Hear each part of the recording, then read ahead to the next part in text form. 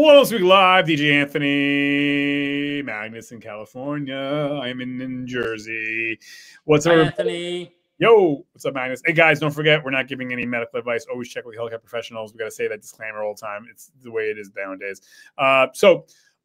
Magnus, two topics today.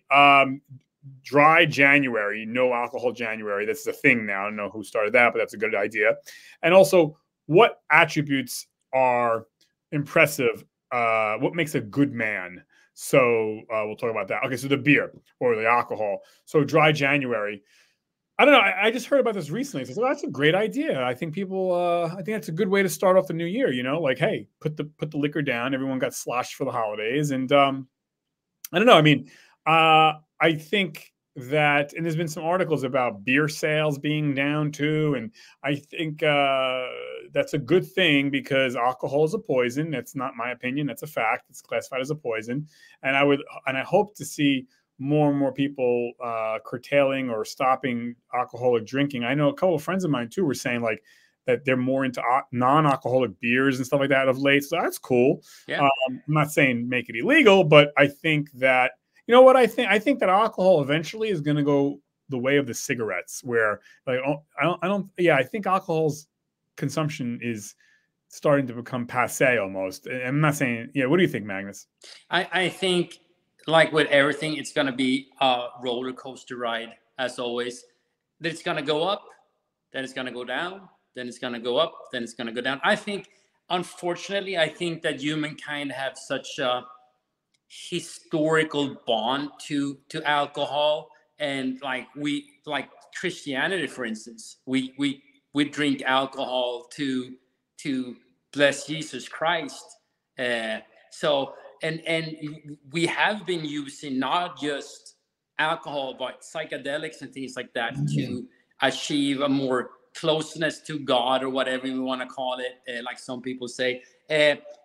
I'm you know me. I mean, I've basically cut out most of my drinking. I drink very little nowadays. It's just I definitely think that some alcohol beverages taste really, really good, but it comes down to this is not worth it. And if I drink, it's like me and my wife were out like date night this weekend, and we shared a cocktail, and that's it. Right. You just wanted the taste. I'm not, like you said, I'm not out to get sloshed or like I can't lose a day to being hungover anymore. I don't feel like it. I feel really, really bad if I have a hangover, and there's nothing for me to chase down that avenue. Yeah. No, I think that, I think you put it very succinctly. And I think a lot of younger people are starting to see that, especially with the advent of the internet and different social media that shows the horrors and the ills of drinking alcohol. And I'm not talking about, crashing your car. I'm talking about like, oh, wow, I didn't know it affects your liver, it affects your spleen, it raises cancer risk. Like, that truth now is coming out because of the internet age. Back when we were kids, there was no internet. We really didn't know how bad alcohol was for you so far, biologically speaking. And now kids and people know that. So I'm glad there's a no drinking January. So, but yeah, people, great way to start and kick it off. So, and yeah, like you, like, hey, look, at someone's wedding, New Year's, I'll have a toast. Other than that, yeah, I don't drink. It's just there's more downside than upside. So, anyways. All right, Magnus. But it's the same thing. Like you know as I will. I mean, you can be a DJ and you can definitely be drinking, but it's the same thing. I used to work for my dad in the restaurant and bar industry, and for me it's still so weird that like it's not frowned upon that the bartender or whoever that they're drinking while they're working. That's not good. I mean, it's like how many places do you see that? It's like, I'm a pilot. I'm gonna sit and drink throughout the whole flight. Oh, that sounds great. Or I'm a school bus driver. Oh, hey, having a couple of cocktails on the job is not a problem, right? Right. So I get it. It's a different atmosphere, things like that. But it's always struck to me as weird.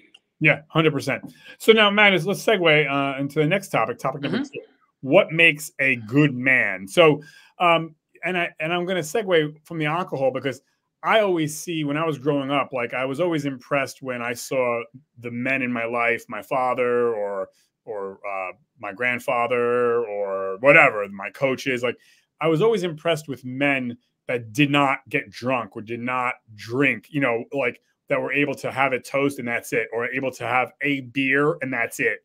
And so that's one thing I was always impressed with my father. I mean, I have a lot of things that I'm not happy with my dad about, but and you know, like who's perfect, right? I'm not perfect either.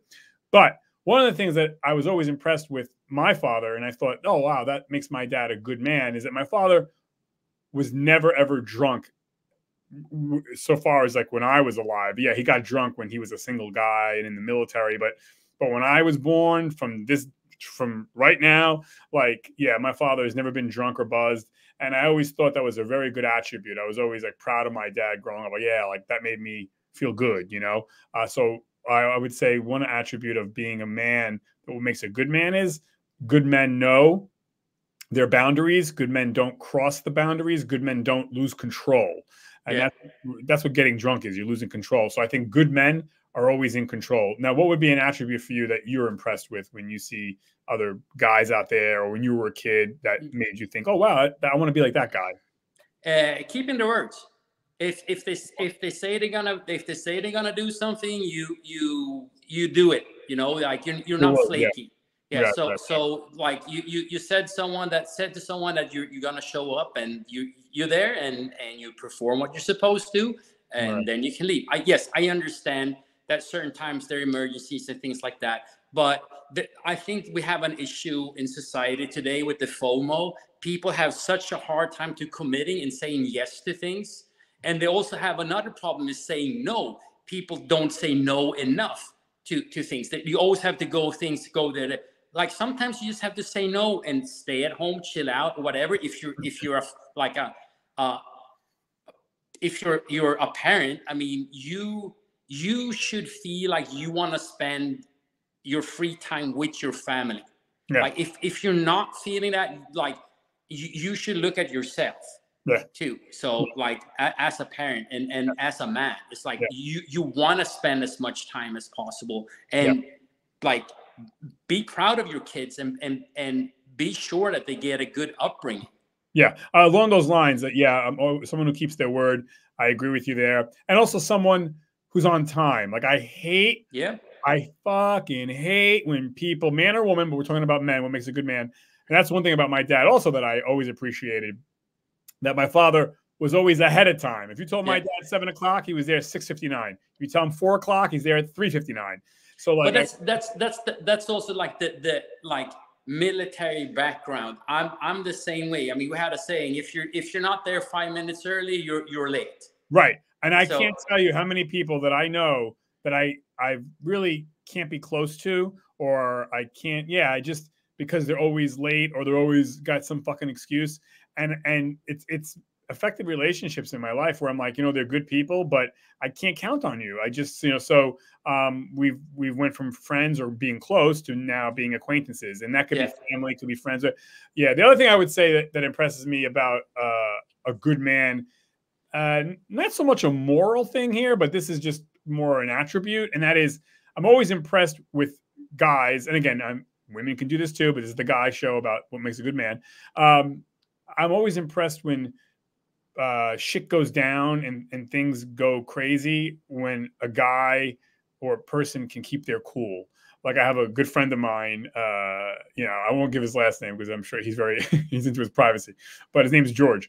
And this guy, the goddamn world could be blowing up. Monsters, dinosaurs could be coming out of caves. This guy's as cool as a cucumber. Like, you know, and I'm always impressed. That's one of the things that I always say to myself, okay, what would George do? What would George do? And then I try to make myself, you know, I'm like, okay, yeah, I got to stay calm.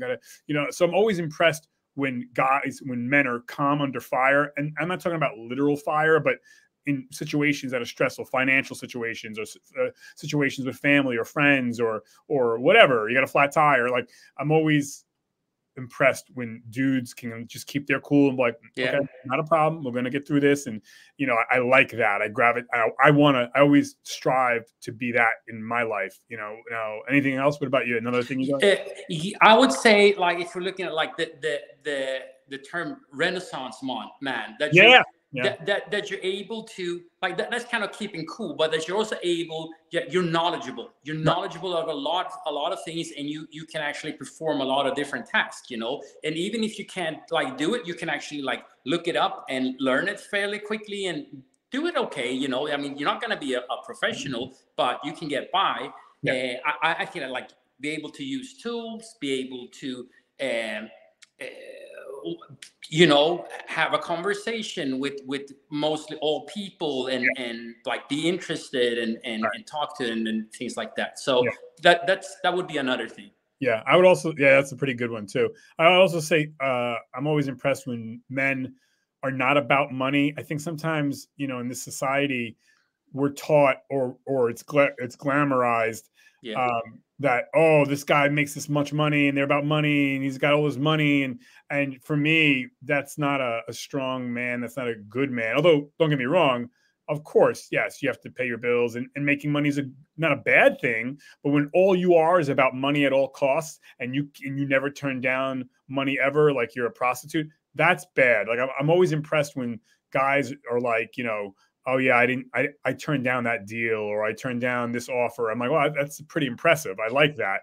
You know, I strive to be that too, you know, that money doesn't control somebody, you know. So that's another attribute, I think, to a good man. That speaks a couple of other things, that you have morals and standards. Yeah. That you're not bending like a coat turner, like a phrase, that you just go where the wind is blowing, right? And I think that is important too.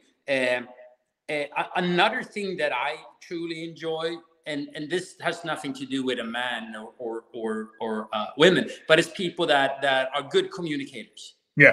Because it makes life so much easier, and also that they're pretty straightforward, you know, like they kind of say what they mean. They don't need to sugarcoat it. If something sucks, it sucks. If something is awesome, they will let you know, and like if they will give you credit too. And that comes down to a little bit of like leadership, that they're not trying to grab all the attention. They rather push the attention away towards the team members and things like that. So yeah, that's another thing that I enjoy in basically anybody. Right. Yeah. Another thing I would say too is, and I'm not really a religious person, overly religious, but I am always impressed when I hear like, oh, you know, that man or that guy goes to church, or they go to synagogue, or they go to mosque, or they go to temple. Like, I think that's another thing that kind of, again, you know, you can be a great man and not be religious, of course, but generally speaking, I kind of, when I see, I guess when people are humble, more or less, and I think religion is a kind of a form of that, or that you believe in some higher power. I'm not saying a religious Yahoo, like that's a turnoff. There's huge difference between. I don't want to say don't respect, but I don't look up to as much if somebody's overly religious. You got to have your own opinion. I know guys that you ask them what their favorite ice cream is, and like, well, in Corinthians chapter 7, come on, can you give your own opinion, please? So like someone who has, you know, who is somewhat religious, goes to church every so often, or the religious service, that's, I think, a very admirable trait of a good man. You know, and someone who, I'm going to do real quick too, I say someone who respects women too, someone who 100%. Not only says they do, but like helps with the chores around the house, or, you know, like doesn't have like you know, that's a woman's job. I've always respected men that are like, no, I wash the dishes, or I'll do the laundry with my wife, or I'll vacuum if she can't, you know, like a partner. Any man that can be a partner to their other partner, whoever you're with. But yeah, like that's always admirable too, that I try to emulate. Like that also something that you mentioned, people that are humble, even if they're the best in the world, they don't have to point it out at all costs. And another thing also, that people don't get completely awestruck by someone that is famous or enough like that. Like, Right. and I think that a lot of what famous people or whatnot, they enjoy it when you're more kind of treating them like a normal person. Right. You know, like have a normal conversation, and it's not like, oh, you're the best and everything. So no, it's like, hey, dude, what's up? You know, like, and also you can say that you appreciate them or respect them if you do, but yeah. Right. Yeah. Yeah. So those are the things I have, and yeah, and all the things that you and I both spoke about are definitely things that would be what makes a good man, a great man. I'm sure viewers, you can type in the comment section, what do you think makes a great man or a good man? There's so many things, and Magnus and I just touched on the some of the scratching the surface. That's right. But yeah, anyway, so that's all I got. Magnus, anything else before we wrap up? Guys, I'll say, guys, I hope you have a good start on the New Year's, and keep at it. If you decided on doing some changes now, hang in there. It's always tough in the beginning, and like, don't give up. Like, keep on pushing it. You know, like, what does it say? 21 days to create a new habit, and then like up to 90 days to actually make it settle in. So hang in there. Yep, right, Roger that. And by the way, folks, we're on the cuspice of getting 200 subscribers, which is, we've been at this for a while. We have 199 subscribers. We need one more person. So who's going to be that person? Like and subscribe. Let's cross that. And then after we get that one person, we're charging for 300 straight away. So it's been great. And anyways, thank you, Magnus. Thank you, everyone, for watching. Thanks, like Anthony. and subscribe. I'm going to sign us off. 5, 4, 3, 2, 1. Bye.